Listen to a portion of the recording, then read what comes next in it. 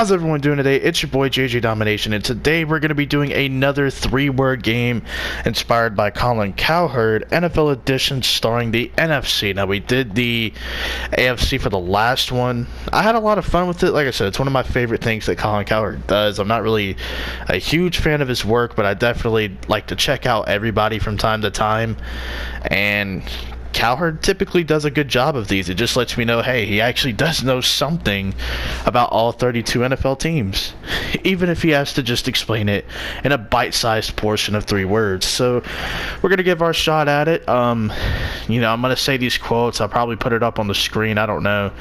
But we're going to start off at the NFC East and cap it off at the NFC North. And starting with the New York Giants in the NFC East, their 3-word phrase is going to be, what's their direction? On paper, it just looks like they're going to run the ball and stop the run, which is pretty simple to say or pretty simple to do. But what's their direction with the rest of their team, not just a few positions?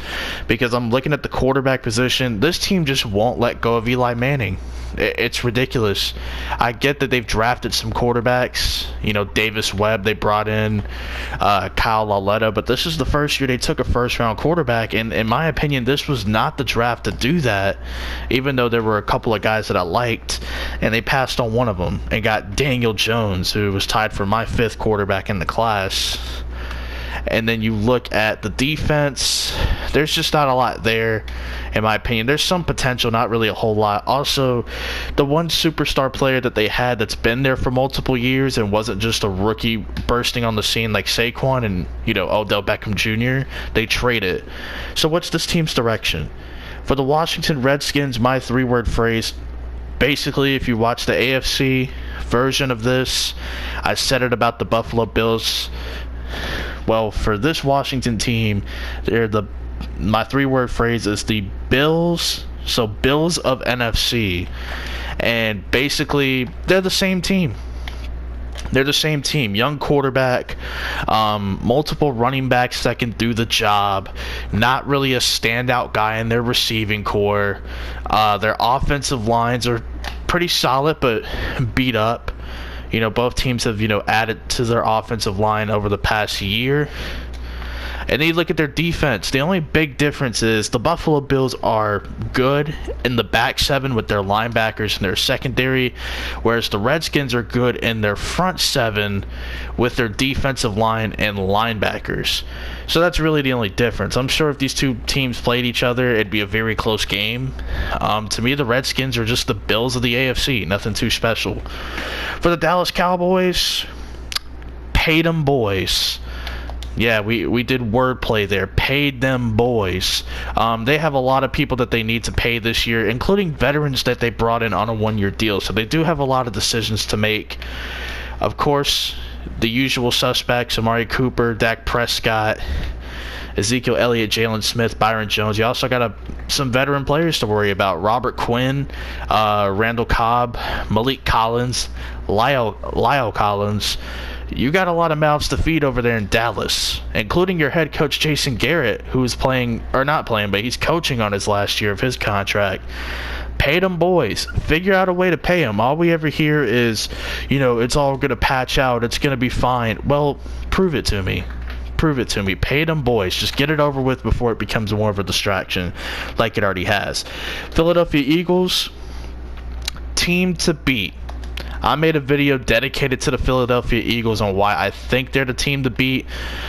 Their roster is loaded, and at full strength, this is going to be a team that is very hard to beat, and I don't see a whole lot of other teams at full strength capable of beating this Philadelphia Eagles team at full strength. Maybe the Cowboys, since they did it twice last year. Granted, they weren't at full strength, but they were able to do it nonetheless. Also, you look at the Chargers, maybe the Rams, Patriots. There's only maybe 4 or 5 teams that are capable of beating them at full strength. Only a handful, in my opinion.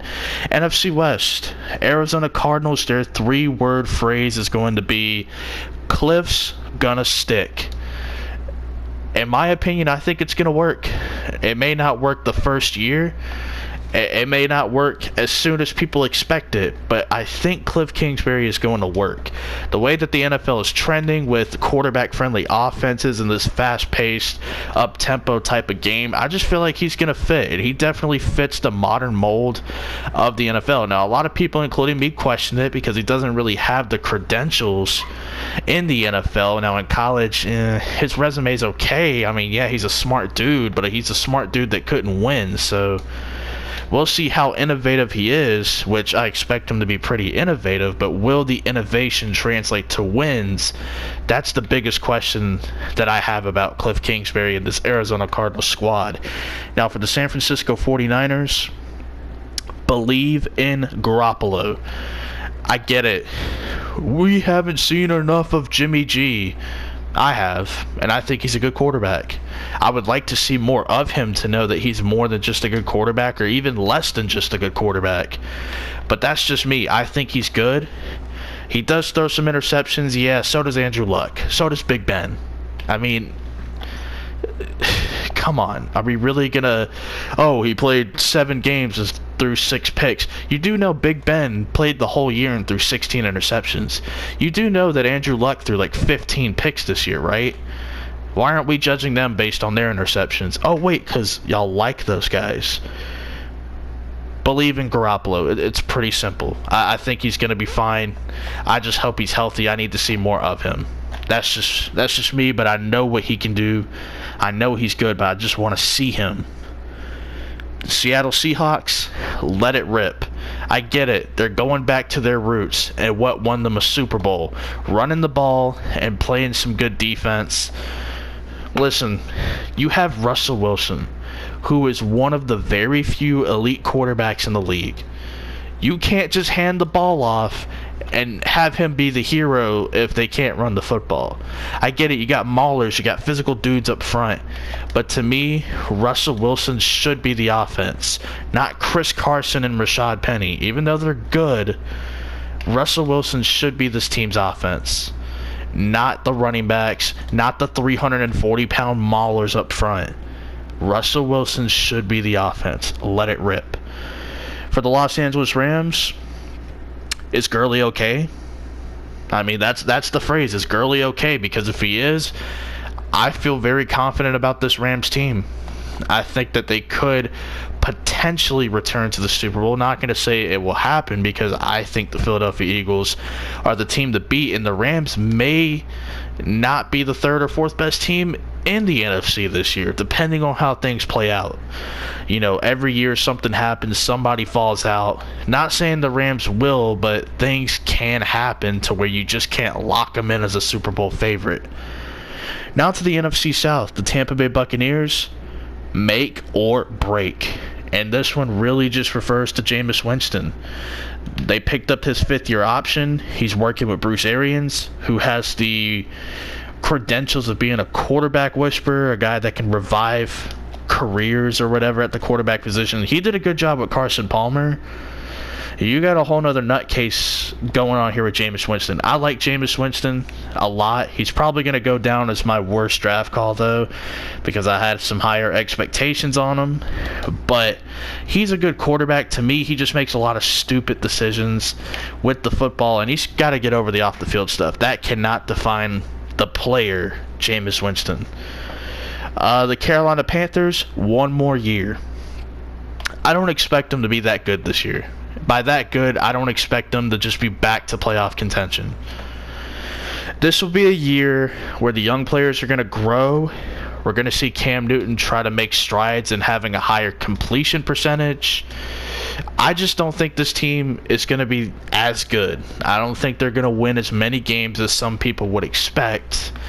It's just going to be tough for them out there. Not saying that they can't overcome things, because they very well could, but in my personal opinion, I think they're another year away. I just feel like with Cam Newton coming off the shoulder injury, trying to develop young wide receivers like DJ Moore and Curtis Samuel, switching to a new defense, there's just too much going on, and I need them to sort things out and take this season to improve in those areas instead of trying to put all their chips into a playoff basket that they probably will end up not making. The Atlanta Falcons, back in contention. Guys, we've heard the media give this team praise. We've heard that, they're going to be, back in the playoffs, barring injury. And you know what? I agree with those people. I agree that the Atlanta Falcons will be a playoff team again. I believe that if they can get the right matchup, they can go on a playoff run. To me, it's not an impossible mission. Listen, teams always fall out of the playoffs. The Falcons are coming back. Another team that I haven't talked about yet, I think is going to be back. Watch out for the Falcons this year. That's all I'm saying. The New Orleans Saints, one last ride. Question mark. So here, let me rephrase it. One last ride. This may be it for Drew Brees. And I hate to say that because Drew Brees is one of my favorite quarterbacks of all time. Just a guy that I enjoyed watching. You look at this roster, they have a good roster, but eventually it's going to be time to pay guys. Alvin Kamara, Michael Thomas, Ryan Ramczyk, Marcus Williams, Marshawn Lattimore. It's going to be time to pay some people. Did I say Michael Thomas? My bad. He already got his bag. He already got paid. That's my bad. But it's going to be coming time to pay a lot of their players. And to me, their window is closing. With Drew Brees, they're going to be in the race. They're going to be competitive. Drew Brees does a high completion percentage. He's not going to turn the ball over as much as Andrew Luck, as a Big Ben. But he's not going to throw 2 interceptions like Aaron Rodgers and run for his life and throw the ball away either. And not take the sacks like he got criticized for. So I think this may be their last ride. And finally, in the NFC North, the Detroit Lions, this is going to be a harsh one. No results found. I get it. Their roster's good. I have no doubts about that. I've broken down this Detroit Lions team a lot. I did a video. It's one of my most viewed videos in a long time. I'm doing a franchise on Madden 20 with them. It's centered around them. I know about the Detroit Lions. I know a lot about this team.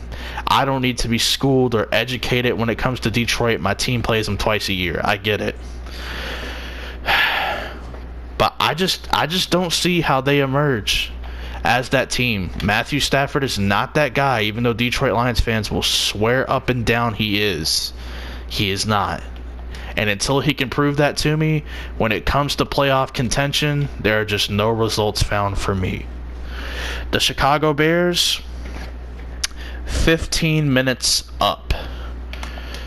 Listen, they have a great defense, and their defense will remain great. I know Vic Fangio left.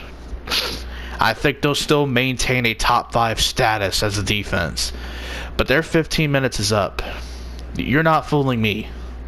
I seen this 2 years ago with the Jacksonville Jaguars. You're not fooling anybody. You're not fooling me for damn sure. Mitchell Trubisky is a slightly more accurate version of Blake Bortles. This defense in Chicago is an upgraded version of the Jacksonville defense. They create more turnovers than the Jacksonville Jaguars. That's all they are. Jacksonville Jaguars from 2 years ago in a division of my favorite team. I think their 15 minutes is up. I still think there's a good chance they could be a playoff team, but like I said, things happen, teams fall out. It's natural. It's going to happen. Last year, we had 7 new playoff teams. Not saying we'll have 7 this year, but it wouldn't surprise me if we had 5. Because that's the nature of the beast. It's a long-ass season. Things happen. The Minnesota Vikings, clock is ticking. I hate to say it. I like Mike Zimmer. I don't really have a whole lot of bad things to say about the Minnesota Vikings because they're a team that's well respected. Everyone knows what this team has in-house on the offense and the defense. The best wide receiver duo. I like their draft, especially the first 2 picks they made with Garrett Bradbury and Irv Smith. I like Kirk Cousins. He's just got to win some big games. You know, we've seen him crack under pressure, and I need to see him win some big games. I know he's a good quarterback. I know he's going to have the numbers at the end of the game. but they're just kind of empty calories. They're not impactful numbers, and it kind of hurts because I like Kirk Cousins. And you look at this defense, they're not getting any younger. Xavier Rhodes starting to get older. It's hard to replace a lockdown corner like him. But maybe for this Vikings team, they could. They very well could. Everyone's getting older. They're not really getting younger on the defensive side of the ball. They just lost Sheldon Richardson. It's going to be tough. The clock is ticking. And finally, for the Green Bay Packers, Pack is back. Now, what I mean by that is the Packers will be back in the playoffs. I know they got a new coach. I know that they've added some stuff in free agency and in the draft to upgrade their defense. But to me, I just have a feeling. I have a feeling that it's going to work. And I'm not saying this as some optimistic Packer fan or anything, but I just have a good feeling that this is all going to work. I'm not going to sit here and say, oh, Green Bay, 13-3, Rodgers is going to be the MVP, Super Bowl champs, baby. I'm not going to say that. I just think they'll be back to being a playoff team. And, honestly, that's all they need to really happen, is to just get back in the playoffs. Anything can happen from there. But you just got to win your division or potentially get a wild card seed and get back to relevancy. Because when the Packers are in the playoffs, despite having Aaron Rodgers, that is when they're most relevant. But hopefully you guys have enjoyed, man. Let me hear your 3-word phrases for a team. Let me just hear it down in the comment section, whether or not you agree or disagree, and peace out.